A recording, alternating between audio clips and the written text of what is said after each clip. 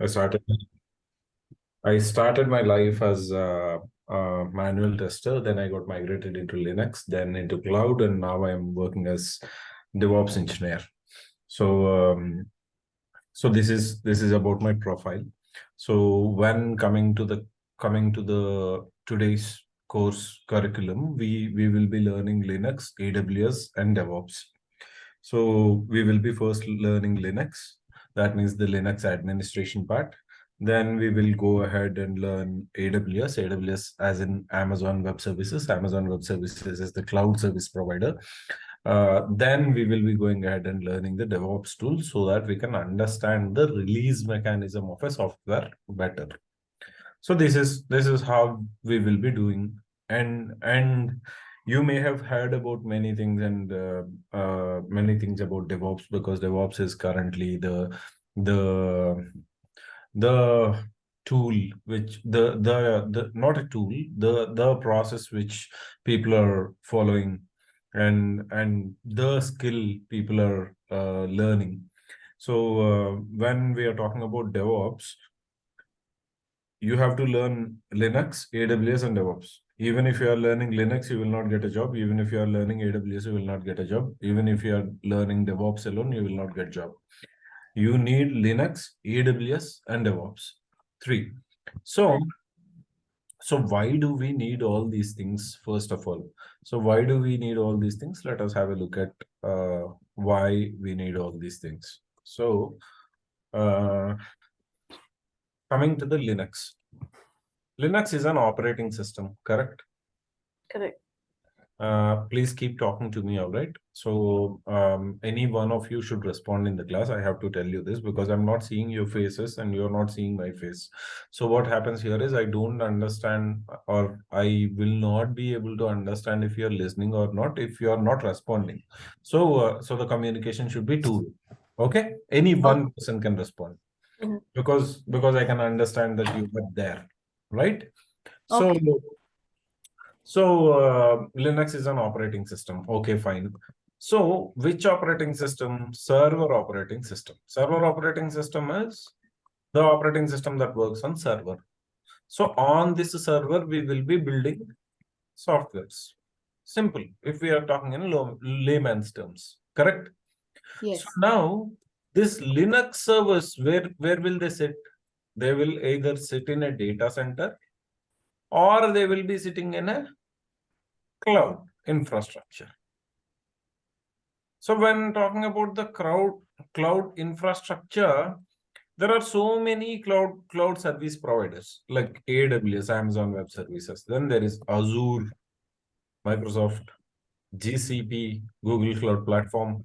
Then there is Rackspace, then there is IBM, then there is Oracle, then there is Alibaba. There are so many cloud service providers these days, just like the fashion online, the fashion e-commerce online. There is Azure, there is Myntra, there is NNN now. There are so many brands that are there. In the same way, one service provider came into existence and all other people jumped onto it.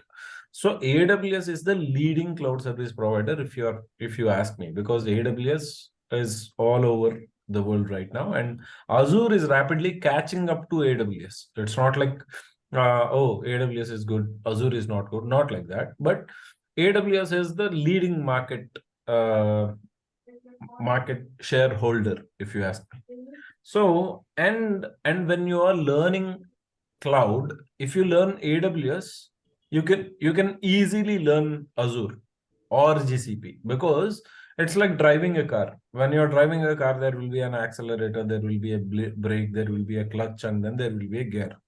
So the same thing happens with Hyundai, the same thing happens with Volkswagen, the same thing happens with BMW, the same thing happens with Bench. Once you learn how to drive a car, you can drive any car, right? With some changes, correct?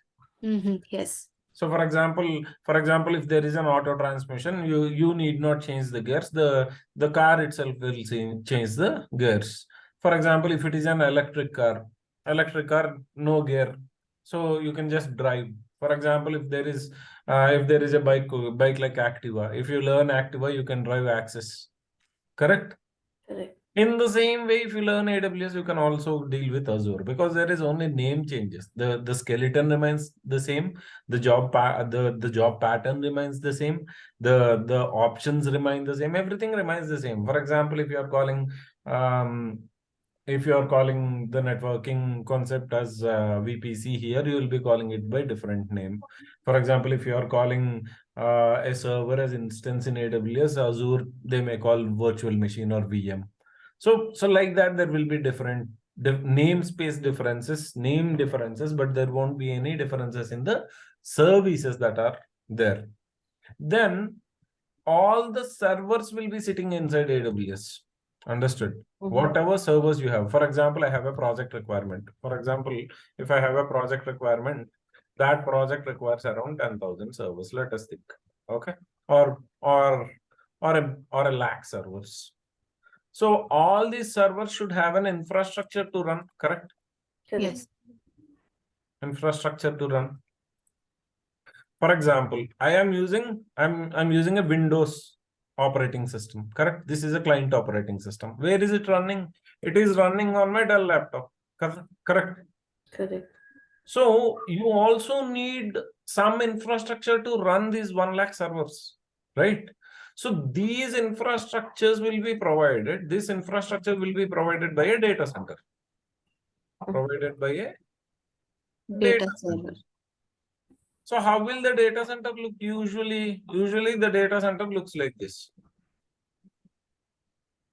So usually the data center is something that looks like this, where you will be having the supercomputers.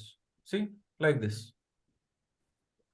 You won't be having laptops or PCs inside it. It will be supercomputing. There are blade servers and rack servers. Like this it will be. Don't worry about it. You won't be dealing with the data center because luckily the data centers are managed by our cloud service providers. All right.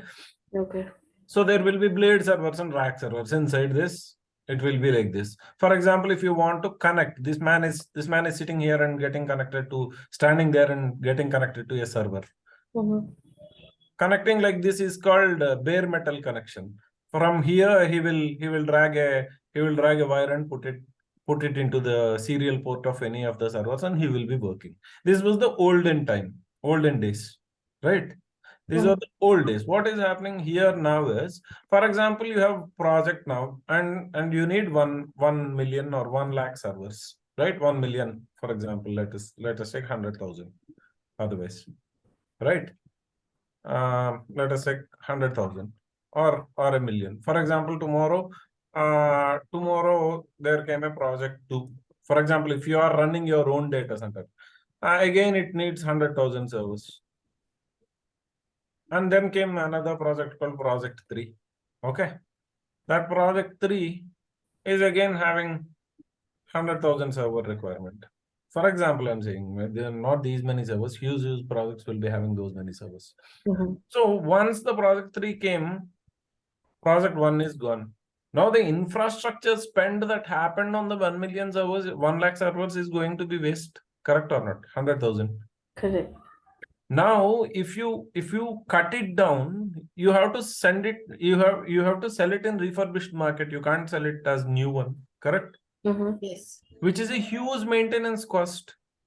Or if you are maintaining the infrastructure without the project, for the power, for the cooling, for the maintenance, everything is going waste, no? Right? If you are not tearing down those servers, what happens? It will give you huge maintenance cost. So that's why what happened, that's why people opted to something called cloud. What happens in cloud? Cloud is where cloud service providers will be handling the data centers. Who are the cloud service providers? For us, the cloud service provider currently is AWS. AWS. So AWS will maintain the data centers. Maintain the data centers. Now you will use their data centers to do your work. For example, in layman's terms, if I have to tell, you own a house. You own a house. What happens if you own a house? Any maintenance done should be dealt by you, correct? Mm-hmm. For example, let us think my steps are damaged. I have to make the repairs, correct? Yes. For example, my living room's wall is having cracks. I have to maintain it, correct? I have to spend money to maintain it. For example, I'm living in a 3 BHK. I'm a single person living in a 3 BHK. It's a huge waste of money, correct? Correct. Right. What if you have a chance to move to 1 BHK and stay? Then the price will come down, correct? Mm-hmm. Price will come down, correct? Mm-hmm. So when it is a rented property, you can always choose, correct? Exactly. For example, I have bought a villa. I have bought a villa for 3 crores. Okay. Now, I am single. I live alone. Maintaining the 3 crores villa is a huge waste of money for one person. So what if I don't buy it? What what if I don't buy it and just rent out a property? For example, if I rent out 1 BHK. For example, if I rent out 1 BHK, I'll be paying 8K. Instead of spending a huge fortune on a villa, I can just rent it out for 8K and my requirements are met, correct? In the same way, when there is no project requirement, why do you want to spend so much of money on maintaining that particular infrastructure? You can just pay as you go, correct? Mm-hmm. So just get the infrastructure you need and pay for it. Okay. That is the mantra of cloud service providers. So cloud service providers will give you the infrastructure, correct? The cloud services will give you the infrastructure and you will pay for using their infrastructure. That's all. Got it? Okay. So everything happens virtually. There is nothing physical to touch. Everything you do is virtual here. Mm-hmm. Clear? Yes. Any doubts until now? You can ask me. If you have any doubts until now, you can ask me. No, No, nothing. right? Okay. So now you have the cloud service provider called AWS. So you need to know how to configure that infrastructure, correct? Mm-hmm. For example, you are living in a 1 BHK. You have to know what is a living room, what is a what is the bedroom, what is a kitchen, what is a bathroom, where is the bathroom, where are the services available. Everything you need to know, right? Which switch you turn on to turn on the fan, which switch should be turned on to turn on the light, correct? Mm-hmm. So like that, you need to have an idea about the infrastructure that you are getting into. That is why you will be learning AWS. Got it? Mm-hmm. So then after learning AWS, so when they are using the AWS, when they are learning the AWS, they will be able to harness the full power of the cloud so that they can run the servers. So now after AWS, what happens? Then comes our particular thing called DevOps. DevOps is Dev plus Ops. Dev plus Ops means development plus operations. Development plus operations. So development plus operations. Earlier, this is used to be called build and release engineering. Okay. Build and release engineering. This build and release engineering used to deal with a lot of releases that are happening in the company. What releases are we talking about? The software releases. Or dealing with software releases that are happening. For example, if you are using an iPhone, what operating system are we using? We are using currently iOS 16.5. So earlier to this, one second, I got a call. 1 second. Okay.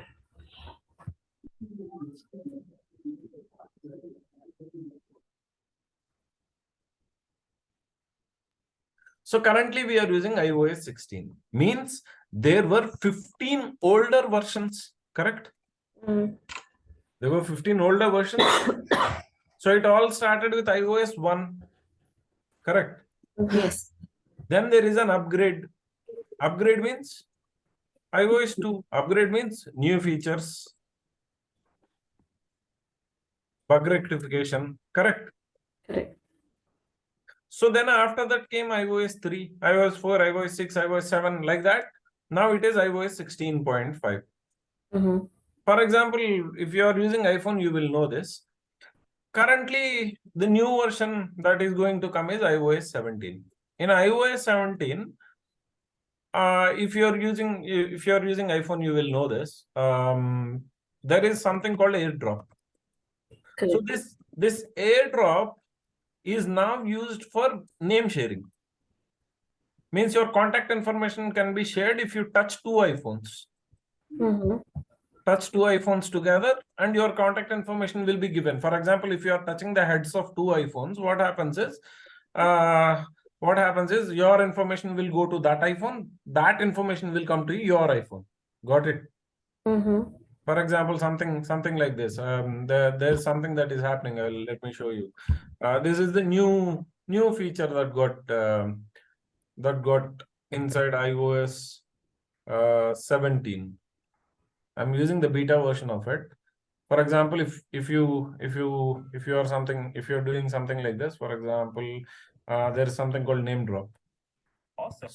So what happens in the name drop is just touch your two iPhones, and then the information will be shared. He'll be showing it somewhere. See from here, for example, when they are touching two iPhones, he will just touch them. See, the information is getting shared. This is the new thing that came into picture right now.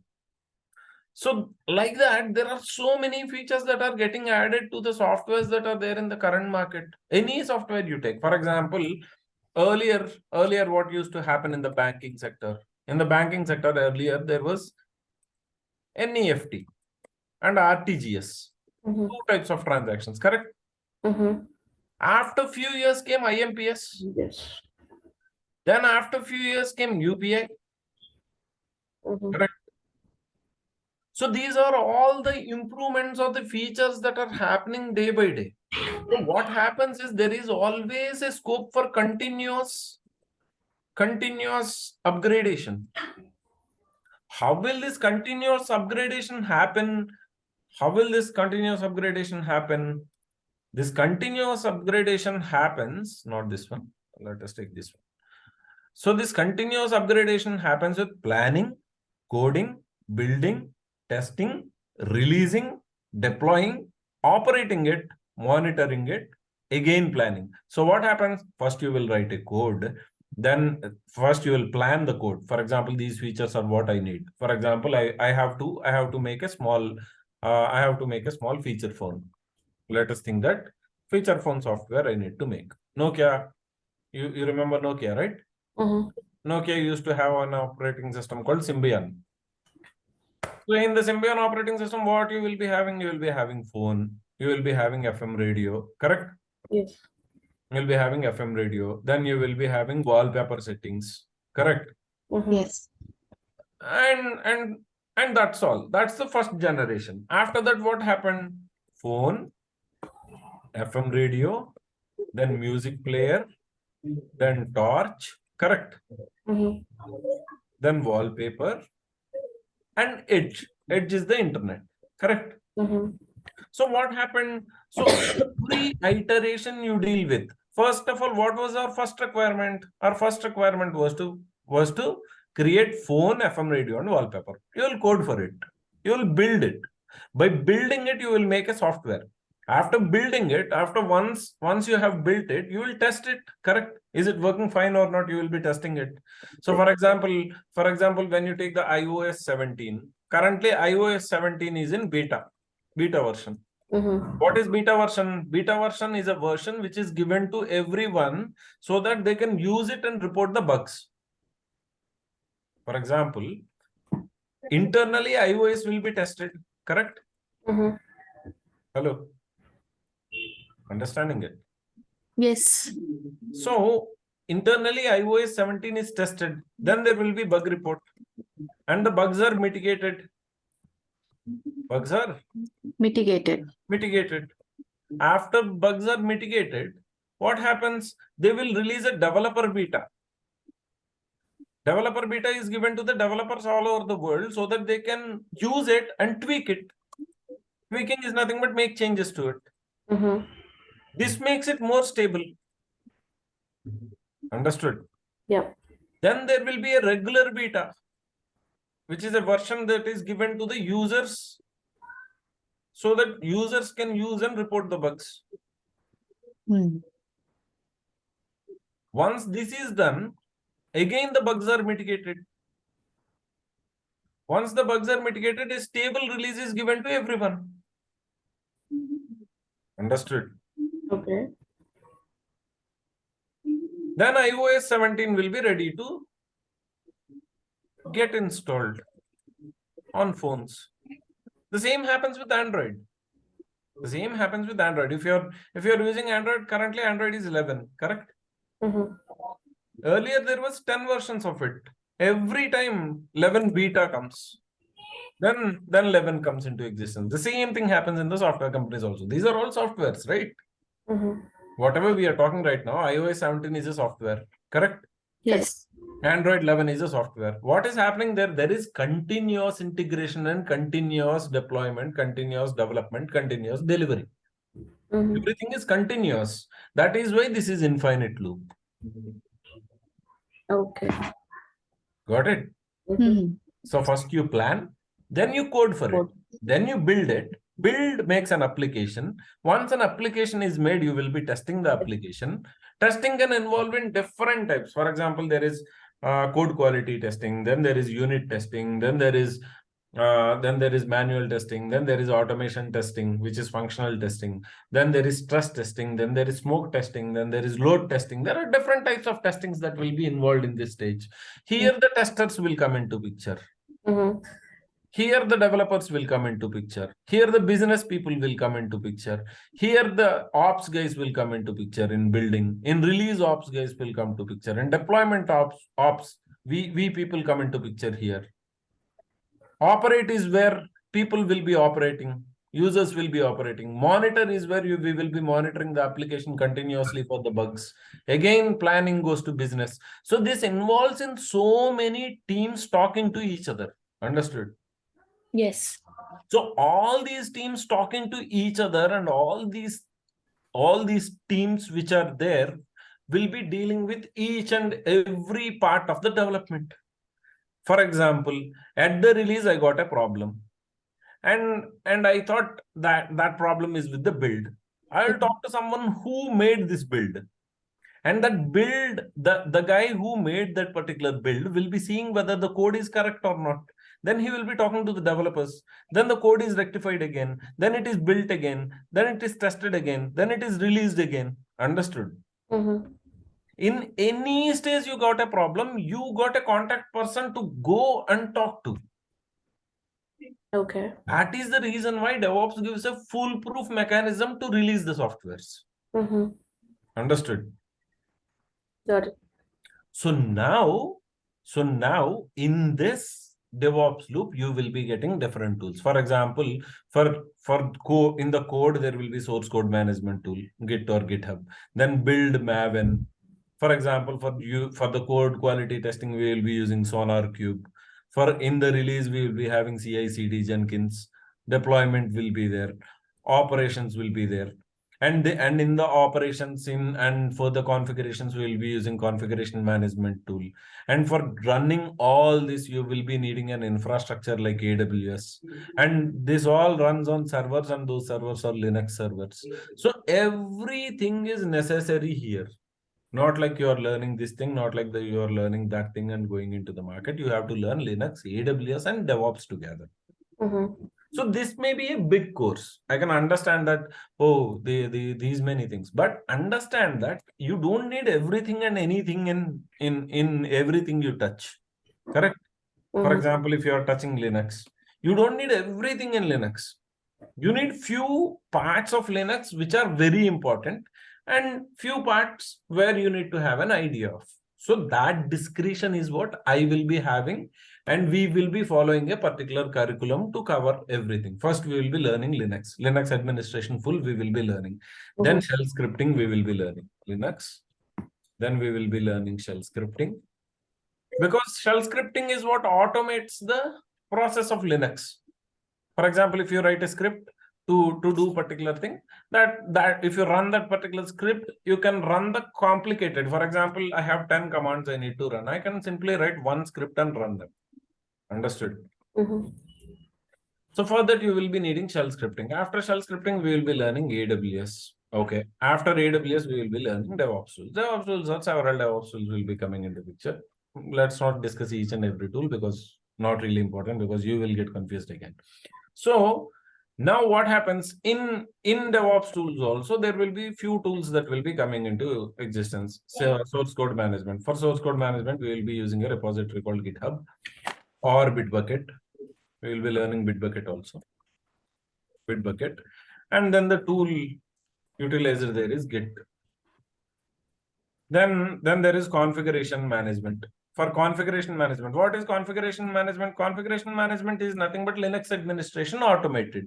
This Linux is automated by the tool called Ansible. And then there is AWS. AWS is also automated. You will be using HashiCorp Terraform. Terraform for AWS automation. This is infrastructure as code, IAC. Then there is Docker. Then there is Docker. Then there is Jenkins. Then there is Maven. Like that, there will be a set of tools that will be coming for monitoring. For example, Prometheus, Grafana. For the log management, we will be using Splunk, ELK stack. At every stage, you will be getting a tool, and every tool we will be learning one by one. We will be doing them. And it will take around 2.5 months for us to finish this course. This is what you need to learn, first of all. Now what we have to do is, we will be learning Linux. First of all, first thing we will be learning is Linux. Don't worry about the huge journey you have. Just take the baby steps and reach the destination, is what I will tell. Right? Okay. So first we will be starting with the Linux administration. What is Linux? The first question that will be coming is, what is Linux? Linux is an operating system, correct? Yes. Linux is an Operating system. Very good. You all know this. Superb. What is an operating system? Let's all talk. It's just conversation based. I want you to take part of it, because you will be talking to so many people as DevOps engineers tomorrow. You need to learn how to communicate with people. Got it? So let us talk and learn. What is an operating system? Basically, what is an operating system? Tell me what you know. But there's nothing wrong in telling anything, even if it is wrong. What is an operating system? Basically, anyone. Windows is an operating system. Yes. Linux is an operating system. Yes. By using Platform between hardware and super. The platform between hardware and user. yes. User, correct? Yes. Good. Very good. Super. So what is an operating system? Operating system is a piece of software that acts as an interface between humans and computer hardware. Correct? Correct. This can be the definition of it. Correct? Yes. So why should an operating system be there between humans and computer hardware? That's the next question that will come into picture. Correct? So when you are saying this is a piece of software that acts as an interface between computer hardware and human. Correct? You are saying that OS sits between computer hardware and human. Human. What is the necessity? What is the necessity? For example, I'm just opening a command prompt, CMD, and I am asking it about date. It is telling me current date. Okay. So I'm talking to the computer, right? Then when I am talking to the computer, why do I need operating system? See, there is computer hardware, correct? There is a human. Why do you need an operating system then? I'll tell you why. Hardware understands machine language, correct? We all know this. Yes. Machine language. What is machine language? Machine language is bits and bytes of information. What is this bits and bytes of information? It is just zeros and ones. Yeah. So for example, if you go to a computer motherboard and say, hi, how are you? Will it respond? No. No. You should be telling it in a binary format or Yes. bits and bytes of information. So for example, something like this, if you are saying, then it will be saying something like, okay, fine. This. Can you understand what is this? No, right? No. So then there should be someone to translate it into I am fine. How about you? Correct? Right. So that is where the operating system sits. Right. Understood? Okay. So this is why operating system is something that acts as an interface between computer hardware and human. Okay, fine. Okay. There are several types of operating systems. Operating. But according to how they work and what they do, they are categorized into types. Okay? How they work first. According to how they work, operating systems are divided into three types. Single user, single tasking operating system. Single user, multi-tasking operating system. Multi-user, multitasking operating system. So what is single user, single tasking operating system? One user can log in at a time. Yes. No two users can log in at a time. Only one user can log in at a time. Okay. He can perform one task. One task at a time. Example for this is MS-DOS. Correct? Right. In MS-DOS, what happens? Only you log in and run a particular command. For example, if you are saying cd to the folder, it will take you to the folder. That's all. Right? Once this command executes, you can do something like list ls or something. Correct? Yes. So now what happens here? MS-DOS, only one user can log in. Okay, very bad. One user can log in, one task only can be performed. Very, very bad. So there came an operating system where one user can log in at a time. To multiple tasks. But he can perform multiple tasks.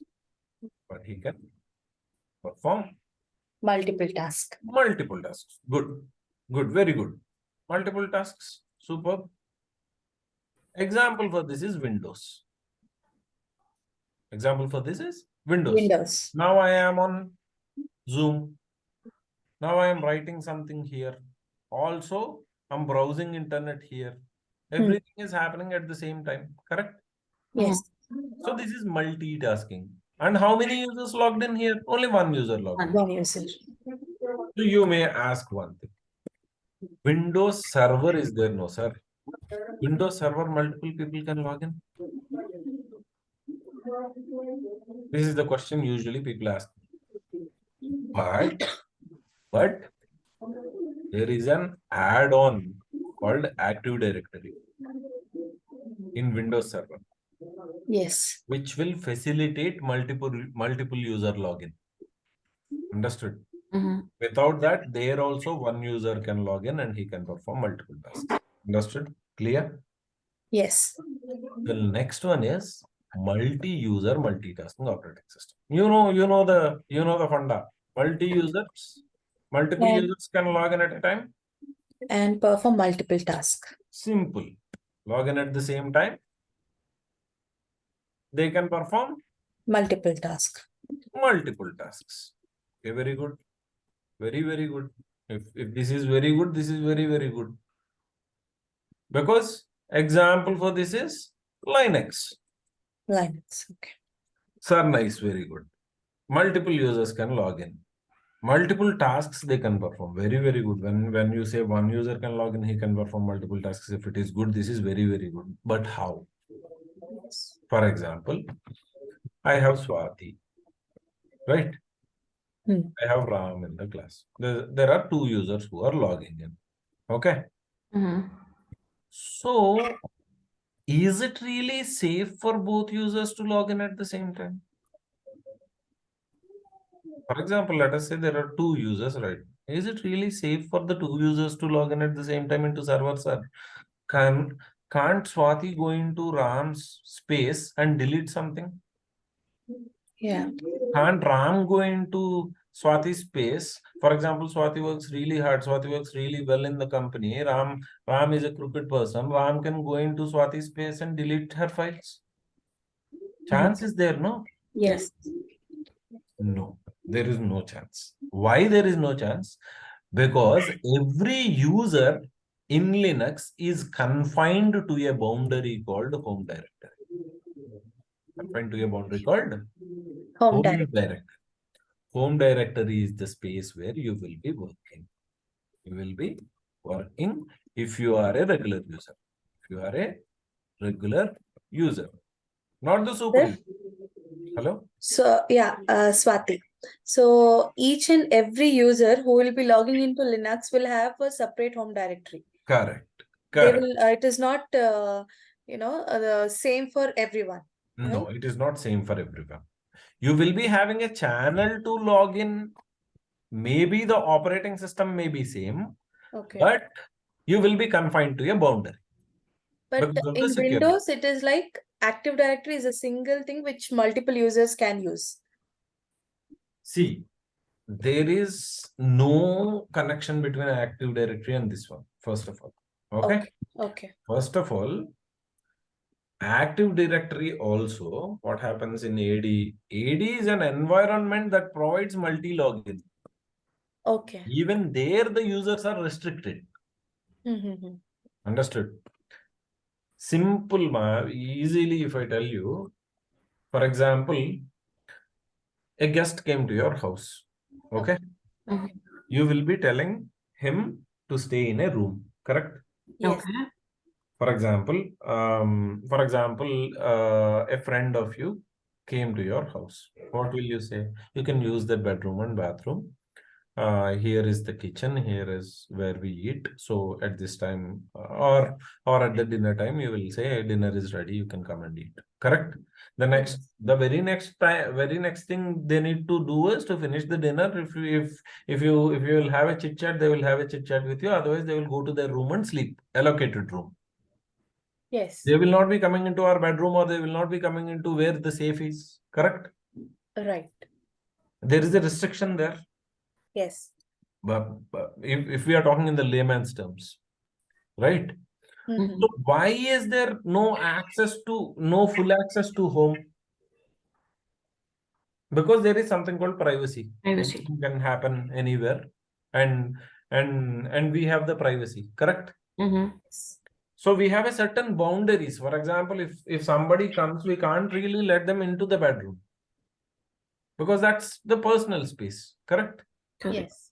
There you will be having your valuable things, otherwise your personal things, if you're married, if you share the same space with your husband, you can't let someone into. Otherwise, if I have a wife, I can't let someone come into our space and do something. Simple. In the same way, in the servers, if somebody is coming into your space and violating your terms, that is a bad architecture, correct? Right. So that is why every user is confined to something called home directory. Understood? Okay. For regular users, we are saying Regular regular users. Regular users are the users who are created by the super user. Super user is called root here. Root or super user. Super user is the administrator also. We will not call him admin because terminology is very important. Okay. In Linux, the folders are called directories. You should be calling them directories only. You should not be calling them folders. And you should not be calling the super user as admin. It is super user. Terminology is important. Okay. Root user or the super user. Root user can do anything and everything. He can go anywhere. He can do anything. If you have the root access, you can do anything. You can go into anywhere because root is the administrator. He should have that access to maintain the server. You got my point? Got it. So now every user is confined to the home directory. Okay, good. And inside the home directory, they can do multitasking. Understood? Yeah. Inside the space given to them. For example, inside the space like bedroom given to the guest, he can sleep, he can watch TV, he can do something, he can fold his clothes, he can pack his bags, he can do anything, correct? Right. So in the same way, home directory is where you can do anything. You can edit files, you can browse something, you can code, you can do whatever you want to do inside your home directory because you will be having full access to your home directory. But you will not be having full access to everything that is there in the machine because you can damage it. Got it? Got it? Yes. For example, I'll take a small scenario here. For example, there is something called, this will not happen, but I'm just letting you know for the layman's example. For there is something called www.facebook.com, which will provide you the Facebook website, correct? Right. For example, there came a guy who there is no multitasking right now. For example, there are so many people who got logged in right now. For example, Abhi, for example, Swati. So now Swati went and deleted the Facebook website from the server. Now the server goes down, correct? The site will not be reachable, correct or not? Yes. So now that's a problem. So that is why users are restricted. Understood? Okay. Clear? Got it, sir. Okay. So now multi-user multitasking operating system Linux. Okay, good. We have seen how they work. According to what they do, the operating systems are categorized into two types. One is server operating system, the other one is client operating system. Okay? If we are talking in the layman's terms, server is something which serves a particular purpose. For example, there is a database server. Database entries will be loaded into it. Correct? For example, there is Myntra. You went on to Myntra and bought a dress. Okay? Okay. This particular thing, what dress you have bought, that code will be there. Correct? How much amount you paid, that will be there. At what time you have purchased it. What is your transaction ID? Everything will be there, no? Yes. So these all things should be saved somewhere, correct? Correct. For the future references. That is the database will be coming into existence, correct or not? So you need a server to maintain that particular database. So that will be DB server. So this server is particularly serving a purpose called database server, correct? Yes. In the same way, web server, let us take web server. Web server is something www.youtube.com. If you open youtube.com, what happens? The YouTube page will launch, correct? Correct. So that web page is being given by the web server. Got it? Right. Server is something that provides a particular thing or serves a particular purpose. Client, whereas is something that utilizes the server to get something. For example, let us say Windows is a client operating system.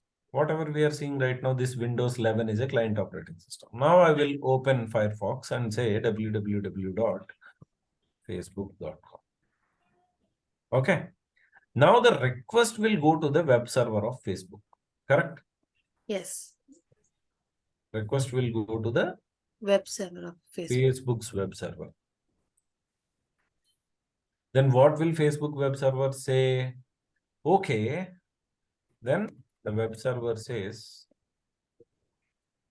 web server gives a reply saying, here is the Facebook website. Take it to the client. Correct? Right. So once the client receives it, this is client. Okay. Here you need to write it as client. Okay. Once the client receives the page, it will give the acknowledgement. Okay, boss, I have received it. Correct. Yes. This thing is called client server model. Understood? The first reply, acknowledgement. So now as DevOps engineers, we will be on the serving side. Correct? We will not be on the using side. We will be on the serving side because we will be making softwares and giving to people. Correct? Correct. So now on the serving side, when you are there, you will be using a server operating system. Correct or not? So that server operating system, which one we are using? Linux operating system we are using. So we will be using Linux server operating system. So now Linux is an open source operating system. Open source Operating system. operating system. What is an open source operating system? Anyone know what is an open source operating system? What is open source? What are open source softwares normally? You know some open source softwares, right? Do you have an idea? Yes? No? No. No? Okay. When we are saying open source, people will say free to use. Correct? Okay. You might have heard about it, you might not have heard about it, but open source, general criteria or general thinking of the people is free to use. No, it is not right. Open source means source code with which a software is made is distributed freely to people so that they can use the software and make necessary changes to it. So it's like a community project. Understood? For example, there is Amul. Hello? Amul milk. Okay. Yes. So Amul milk is Anand Milk Union Limited, which involves in several farmers. So many farmers came together and made a group called Amul, and they made a huge dairy now. Kind of like that.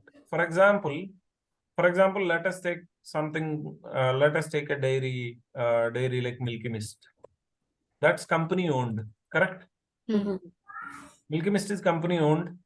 So company makes the products and sells to people. Here in Amul, what happens? People came together to make a particular thing. Got it? Got it. So what happens here is, in the open source world, source code of the software is given free. For example, it is the Java that makes the application. For example, okay, and Java plus, for example, React. Okay, this code is given as free. This code is given as free to all over the world, so that all people will become a community and develop new features to it. Understood? Yeah. Understood? Yes. Yes. Okay. So now what happens? For example, 100,000 people downloaded it. All 100,000 people will be using it, will be making necessary changes to it. Correct? Making changes to it. Then new features will roll out. Then new flavors of that particular software will come into picture. Like that, when Linux source code is given free, source code was given free, many people customized it. And they made their own flavors of it. Mm-hmm. For example, there is an ice cream. Simple. There is an ice cream. Ice cream base remains the same, right? Milk, water, sugar. Correct? Correct. Then there will be strawberry ice cream. Then there will be butterscotch. Then there will be vanilla, cassata, whatever. Correct? Mm-hmm. So how are these ice creams getting made? Different ingredients are getting added to the base. Right. And different ice creams are getting formed. Correct? The Yes. flavors of the ice creams are different because the flavoring agents are getting added to the base of the ice cream. In the same way, the base of the operating system remains Linux and the flavors are coming out. These flavors are called distributions. These flavors are called distributions. For example, Ubuntu, Ubuntu. Kali, Manjaro, Puppy, Red Hat, Debian, Mint, then there is Fedora, then there is something called Mac. Mac is also Mac operating system is also Linux based operating system. So like that, there are several distributions that came into existence. Now when you have something given free, people will obviously try to make money out of it, just like ChatGPT. Now you got ChatGPT and people are using it to earn, right? Mm-hmm. People are using it as a freelance writer. And now all the writing work is happening with ChatGPT. Then they're paraphrasing it and selling the work.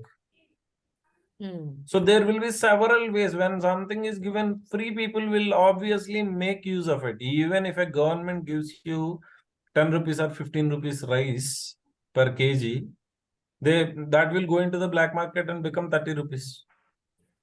Correct? Mm-hmm.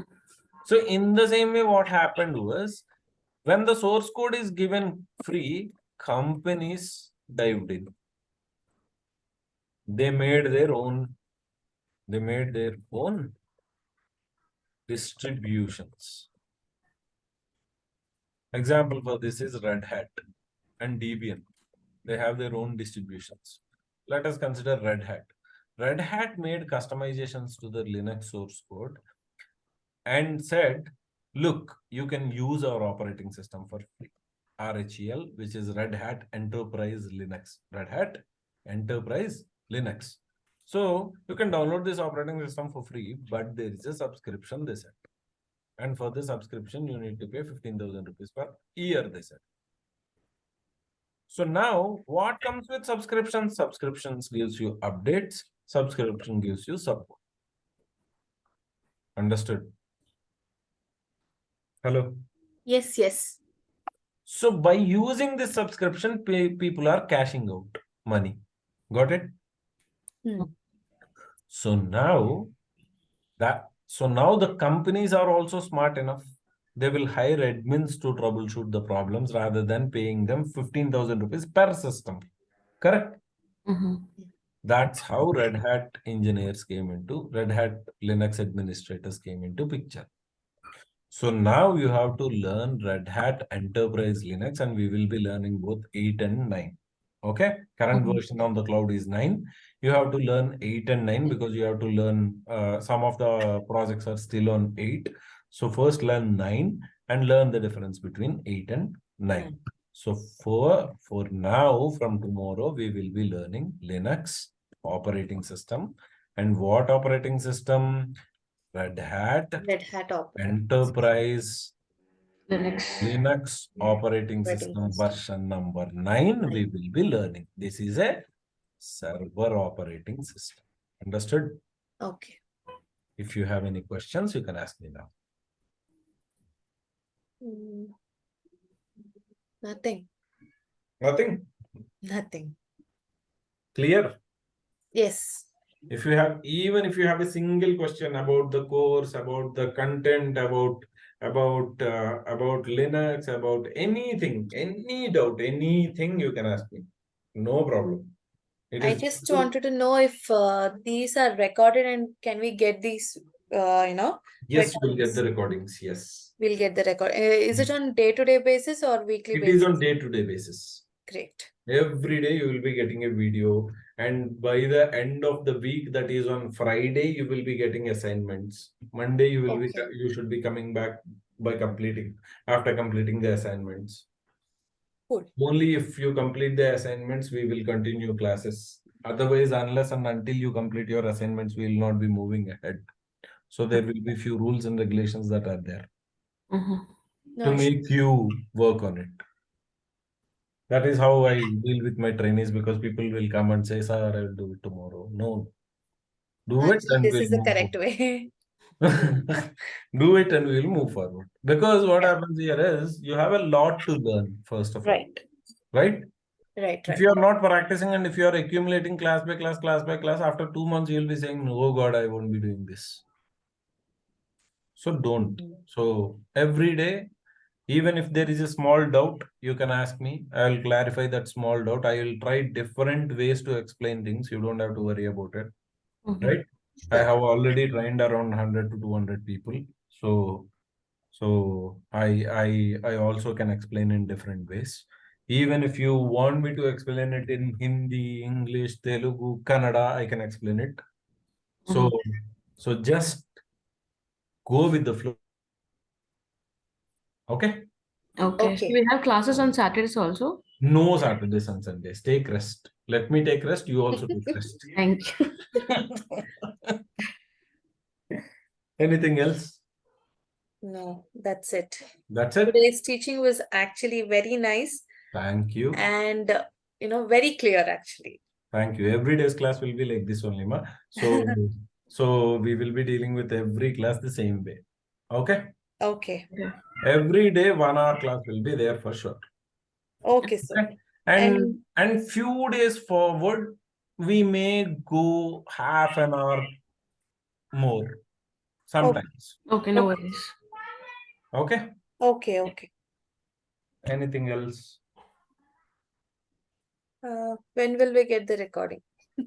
You'll get the recording as soon as possible. Ganesh, Ganesh,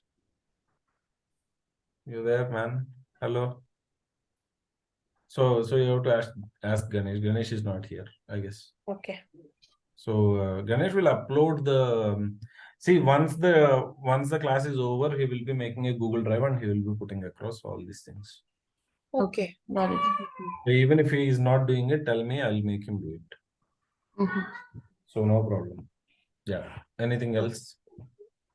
No, Ram, we are good. Right. Okay, then Ganesh should take over. Ganesh. Okay. Navya, Ganesh told me that you have to talk to me about the timings. Yeah, sir. Yeah. So now you tell me what timing are you comfortable with? Are you comfortable with 8:30? Is it okay for you? Yeah, it's okay. So I'm comfortable with this Because time. 8:30, what happens is if you come in the morning, I may be having work, right? I may not be able to sit properly and do it because for example, let us say at 11 o'clock you will come. Okay. At 12 o'clock I have a meeting. I should have to look at the meeting also, no? So Yeah. 8:30 will be the comfortable time. You will be learning it really well if it is at 8:30. Swati ji, Yeah, Yes, sir. I'm you're fine with it, right? Yeah. Yes. Chandni, time is okay. I have a baby, I'm not, but then I'll manage. Yeah, Since you don't have an option, I'll manage. yeah, because that that will actually help it, because what happens here is 8:30 to 9:30 you will be having class. Okay, not more than that. Yeah, I understand that you have a baby, but still, you know, if you have a problem with it, Chandni, you can tell me anytime. I can give you the recording.